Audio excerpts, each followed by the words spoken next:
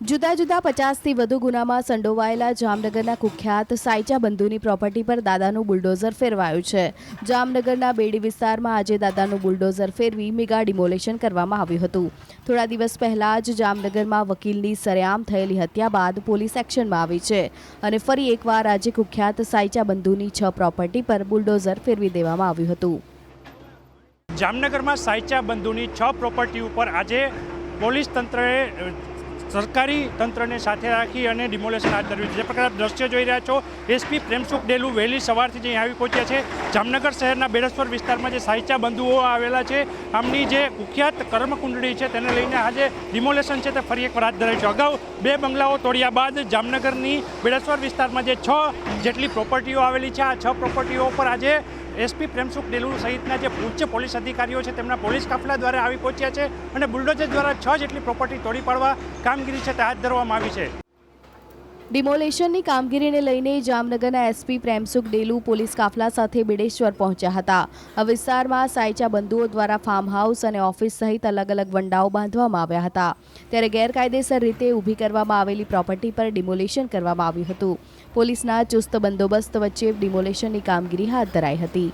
ઉલ્લેખનીય છે કે કુખ્યાત સાયચા ગેંગ પર 50થી વધુ ગુનાઓ નોંધાયેલા છે। जामनगर में जेएमसी तरफ थी जे गैरकायदेसर निर्माण कार्य थयेलो है, आना ऊपर आपने डिमोलिशननी जे कार्रवाई है आ चालू है।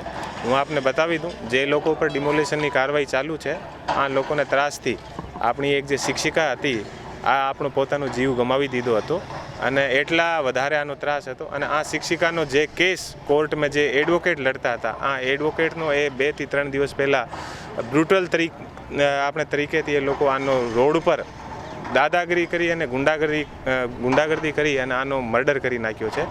આના ભાગરૂપે આજે આપણે આ ડિમોલિશનની જે પ્રક્રિયા કાયદાના અંતર્ગત આપણે રહેતે हुए આ પ્રક્રિયા આખી જે છે આ ચાલુ છે અને આ પ્રક્રિયામાં આજે टोटल 6 જેટલી જે પ્રોપર્ટી છે આનો ડિમોલિશન ચાલુ છે અને આ પછી હું આપને સ્પષ્ટ કહી દઉં કે એવા જે લોકો છે જે જામનગરની કાયદો અને વ્યવસ્થા બિગાડે અને આ રીતે આપણી મહિલાઓનો જે આત્મહત્યા માટે આપણે દુષ્પ્રેરિત કરે અને આના કેસ લડવાવાળા વકીલનો એ લોકો મર્ડર કરી નાખે, એવા લોકોને અમે ક્યારેય પણ કાયદાના ભીતર અંતર્ગત રહેતે हुए ક્યારેય પણ ના મૂકીએ અને એવા લોકોને અમે લોકો મિટ્ટીમાં મળાવી દઈએ। કેટલો બ્રુટલ એ લોકો મર્ડર કર્યો અને આ માણસનો મર્ડર કર્યો જે કોર્ટમાં આને વિરુદ્ધ કેસ લડતો હતો અને એક ભયનો માહોલ ઊભો કરવાનો એ બધો પ્રયાસ હતો।